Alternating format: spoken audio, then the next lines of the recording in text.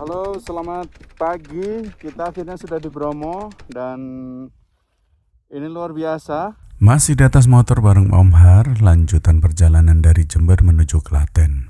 Sekarang aku sudah tiba di Savana Bromo dan video ini adalah babak akhir dari series Explore Raung Ijen. Sekaligus penutup perjalanan solo ride dari Jember ke Klaten. Tentu ini bukan akhir.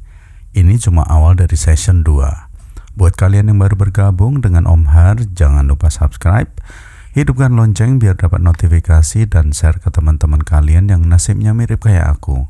Om-om yang memang gak bisa diam.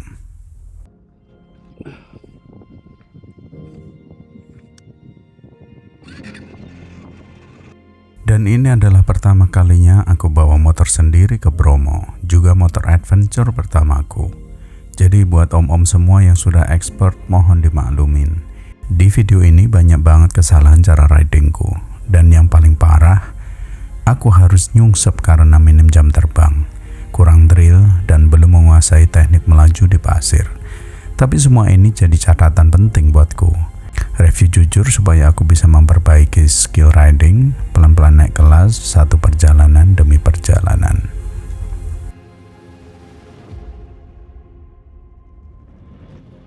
Aku mulai menyusuri savana ini dari satu sudut ke sudut lain, mencoba menelaah padang rumput luas yang terbentang tanpa ujung. Bertanya dalam hati, sebenarnya cerita apa yang disimpan di balik keindahannya? Savana ini lahir dari rangkaian erupsi purba Gunung Tengger, gunung raksasa yang dulu tingginya jauh lebih besar dari Bromo yang kita kenal sekarang. Ketika Tengger meletus dan kawahnya runtuh, terbentuklah kaldera luas beberapa kilometer.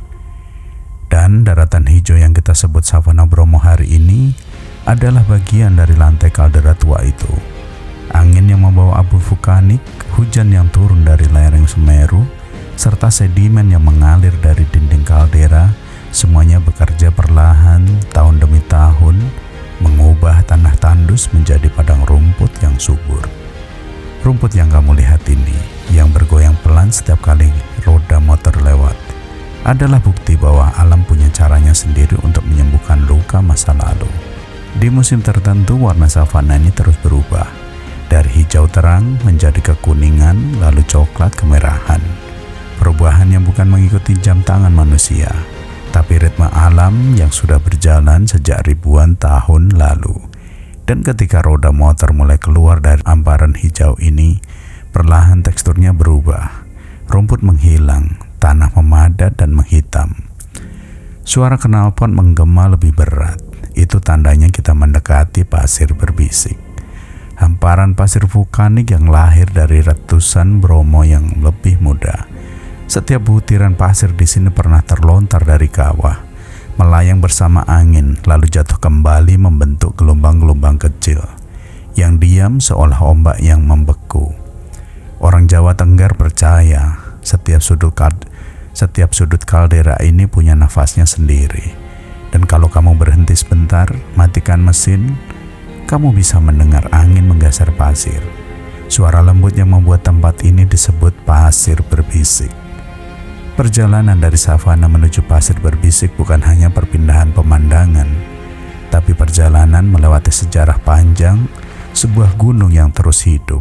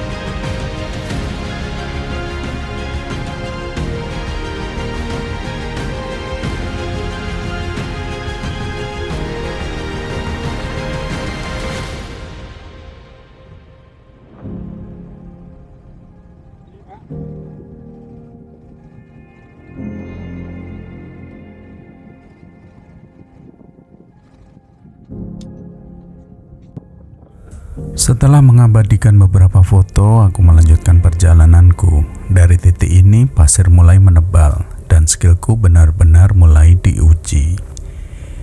Ada sedikit rasa nervous, tapi semua ini harus aku lewati. Karena di medan seperti ini, motor adventure punya aturan mainnya sendiri.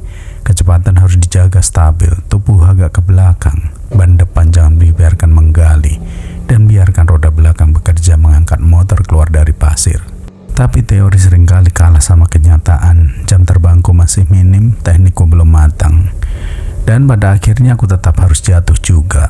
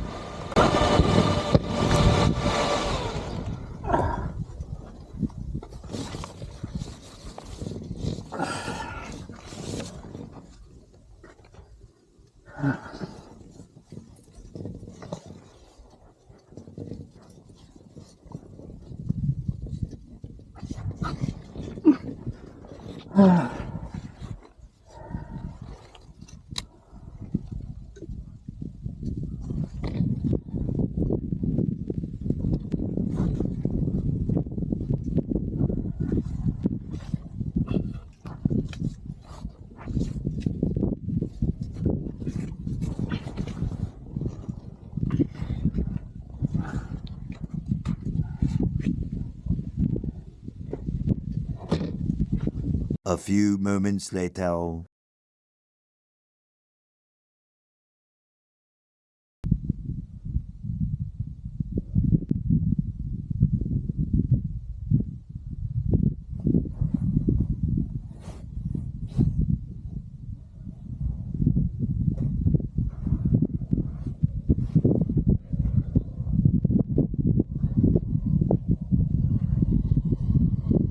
Boleh bantuan kan nggak mas?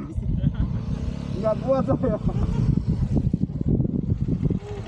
Gak kuat amat. Hah? Gak kuat. Nggak kuat.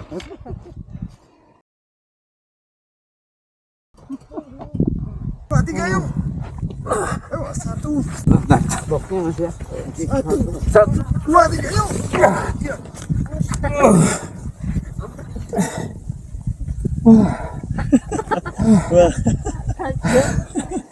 Saya sampai lemes. Aduh. Sendirian ya? Iya. Oh sendirian. Terima kasih banyak. Iya sama-sama. Ini kalau nggak ada yang bantuin, Iya. saya copotin semuanya. Yap, begitulah kenyataannya. Teori memang tidak selalu seindah ucapan Mario Teguh. Ada satu hal yang selalu aku pegang. Jangan berhenti hanya karena jatuh. Berhenti kalau kamu sudah tidak mau bangun lagi. Dan selama kamu bangun, kamu belum kalah.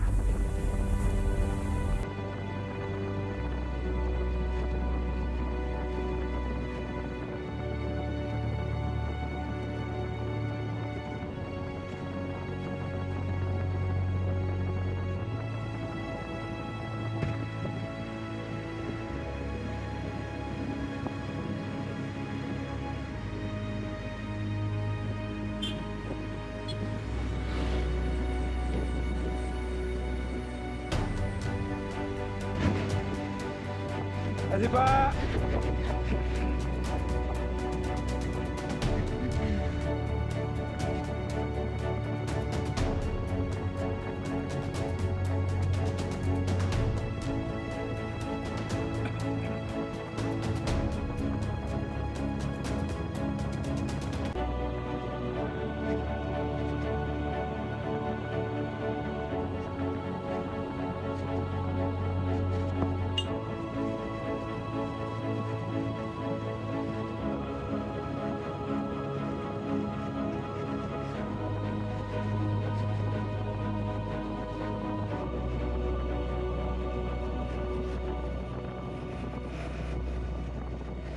Dekal ini sudah dirubah. Aslinya Oh, fairingnya enggak, ini fairingnya 790. Wah, jadi tontonan. Malu saya. cc-nya berapa, Pak? 250 Pak. Gede ya, 250. 250. Di Jakarta. Saya kemarin minggu lalu dari Jogja, bablas Baluran, ke Raung, ke Ijen. Muter-muter ya, Raung. Ke Gunung Raung saya. Gunung Raung. Gini kan Seminggu. Malas dina sepedan gini kan. Tadi dari Jember. Apa ini Kak? Jember, Senduro, terus turun. Jadi bawa perlengkapan itu ya, lengkap ya. Yang berat itu kamera, laptop gitu Pak. Enggak pernah kempes. Alhamdulillah belum. Ya belum berarti. Kalau ambruk sekali. Tadi di bawah. Nggak kuat saya. Untung ada orang lewat minta bantu. Nggak kuat. Saya pikir kuat, ternyata di pasir nggak bisa. Rong kintal setengah. Anu Pak, diberdiriin tuh melorot terus gitu loh, geser. Makanya butuh satu orang lagi. Iya Pak, terima kasih. Saya tak lanjut lagi. Ya, selamat jalan Nggih. ya. Terima kasih Semoga Pak, selamat sehat-sehat sampai semuanya. tujuan, ya. Nggih. Ya, sama-sama sehat ya.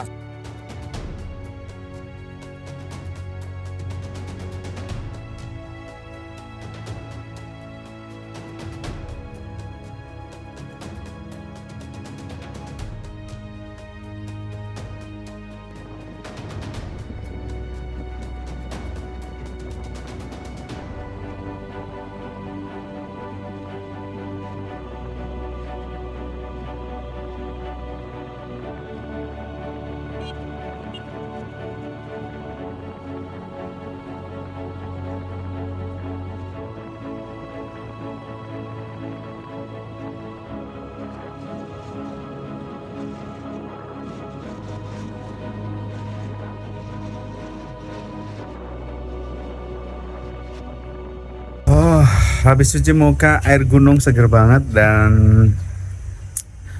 aku udah di tempat ngopi biasanya kalau turun. Nah ini sengaja turun buat ngopi, nanti habis itu kita naik lagi. Kita pesan Vietnam Drip, oke. Dan ini ada sahabat kita.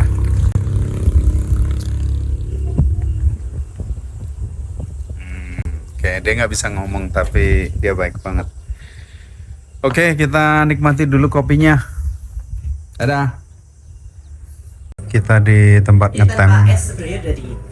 Oke. Ke tempat ngopi biasanya. Kalau kita ke Bromo pasti stop di sini. Cuman selalu ganti orangnya.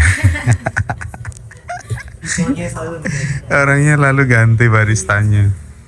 Ini spot kemarin kita duduk di sini sama Seher. Selalu Seher di sini. Ada kakak idola. Kakak idola semangat. Bawa gasnya. Kamu dari sana, dari gunung sana. Luar biasa, bawa gas 2 ke sini lagi. Aduh. Udah gitu dikasih pisang. Aduh, baik banget sih. Aduh, ini nama kopinya apa sih? Dari dulu nggak ada. Shelter. Oh iya, Shelter ya, diingat-ingat. Oh ya. Oh, di sini. Oke. Kita di Shelter Coffee. Motor parkir di situ. Nah, Shelter Coffee. 1 2 3. Dari sini aku melanjutkan perjalananku menurun menuju Surabaya. Tujuanku sederhana, bersilaturahmi dengan keluarga. Setiap kali aku ke arah timur, aku selalu sempatkan mampir. Walau hanya beberapa jam bercengkrama, tapi justru momen-momen seperti itulah yang membuat hidup terasa panjang. Sederhana, hangat, dan entah kenapa selalu menenangkan.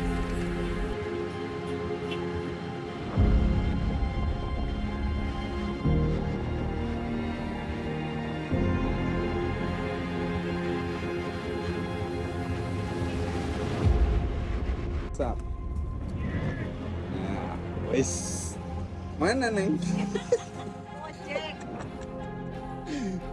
Ini ngapain bawa Magicom? Ya Allah, bawa Magicom. The next morning.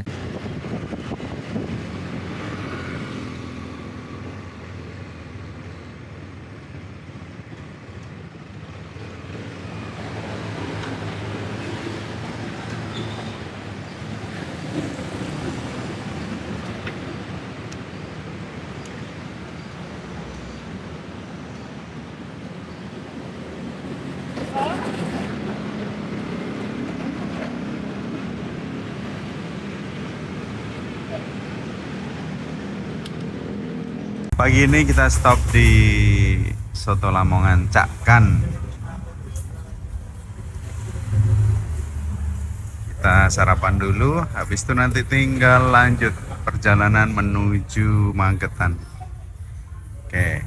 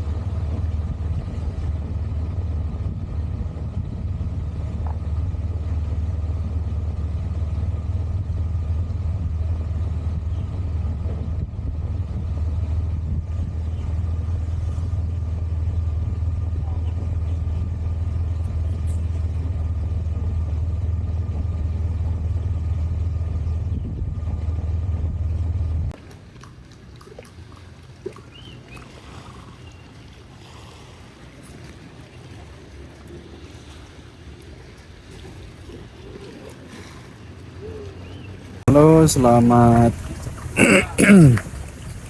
siang atau sore sih, hampir asar.